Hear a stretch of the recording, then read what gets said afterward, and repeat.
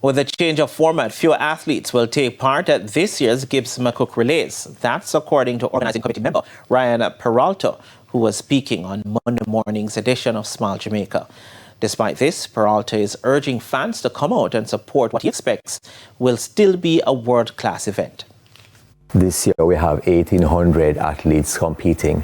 Last year we actually had, last year we had actually almost 3,000 competing. And that's the difference between having a program of heats and then finals and straight finals. Yep. Peralta also gave an explanation for reverting to the straight finals format. We want to see, it's something that we want to try, see how it goes. For one, if in terms of the coverage, you're able to be in a shorter space of time. And we want to see how that would go for us, if that excitement level would be increased as a result of that format. The Gibson McCook Relay Carnival is set for Saturday at the National Stadium starting at 4 p.m. with live coverage on TVJ, TVJ SN and One Spot Media. Tickets for the Relay Carnival will be available at the National Stadium ticket office starting on Wednesday.